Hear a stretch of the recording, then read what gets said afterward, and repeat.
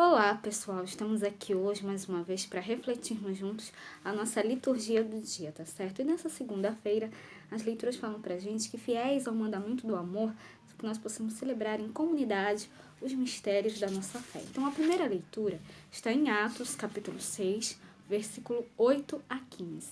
Atos, capítulo 6, versículo 8 a 15. E Estevão, cheio de fé e de poder, fazia prodígios e grandes sinais entre o povo. E levantaram-se alguns que eram da sinagoga chamada dos libertinos, e dos sirineus, e dos alexandrinos, e dos que eram da Cilícia e da Ásia, e disputavam com Estevão. E não podiam resistir à sabedoria e ao espírito com que falava. Então subornaram os homens para que dissessem: ouvimos-lhe proferir palavras blasfemas contra Moisés e contra Deus. E excitaram o povo, os anciãos e os escribas, e investindo contra ele, o arrebataram e o levaram ao conselho.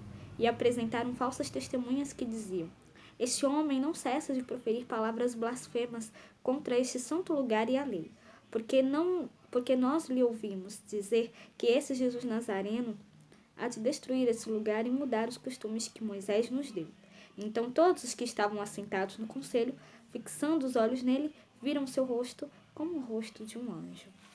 Então, na primeira leitura, Estevão, movido pelo Espírito, cumpria a missão de anunciar Jesus, realizava prodígios em favor do povo, desagradando os opositores do Evangelho.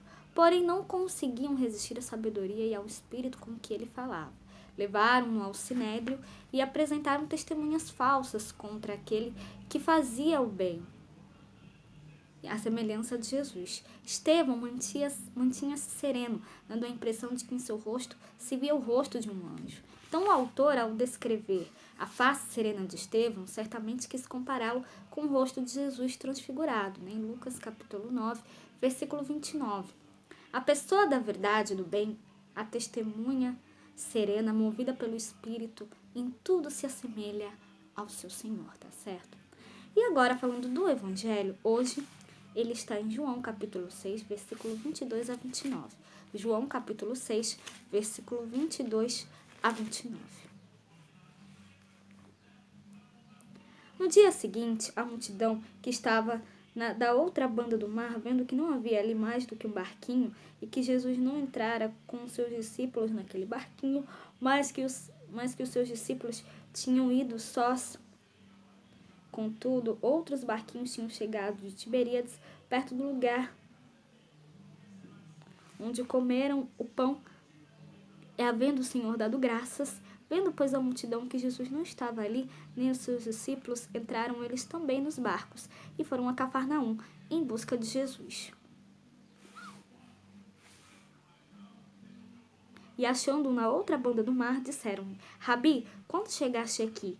Jesus respondeu-lhes e disse: na verdade, vos digo, que me buscais não pelos sinais que vistes, mas porque comestes do pão e vos saciaste. Trabalhai não pela comida que perece, mas pela comida que permanece para a vida eterna, a qual o Filho do Homem vos dará, porque a este o Pai, Deus, o selou. Disseram-lhe, pois, que faremos para executarmos as obras de Deus? E Jesus respondeu e disse-lhes: a obra de Deus é esta, que creais naquele que ele enviou. Então, no Evangelho, depois do sinal dos pães, a multidão que viu a obra procurava por Jesus porque se saciou de pão material. O povo sofrido procurava por ele não porque viu no sinal dos pães um mistério profundo da pessoa de Jesus, nem a presença divina agindo no homem Deus, Jesus de Nazaré. Desejava mais pão, mas apenas para o corpo. Ele, então, dá uma lição e uma catequese, dizendo àquelas pessoas que procurassem pelo alimento que não se perde e conduz à vida eterna, que é Ele, que é a sua palavra. Então, que nós realmente possamos sempre buscar, por esse alimento, que não se perde e conduz à vida eterna, tá certo? Então, era isso que eu tinha para falar para vocês hoje. Muito obrigada a todos por curtirem, por comentarem. Aqueles que só assistem mesmo também agradeço. Espero que vocês tenham gostado dessa reflexão de hoje. Espero encontrá-los todos aqui amanhã, terça-feira, se Deus quiser, para continuarmos refletindo cada vez mais as leituras da Sagrada Escritura. Então, muito obrigada a todos e até a próxima, se Deus quiser.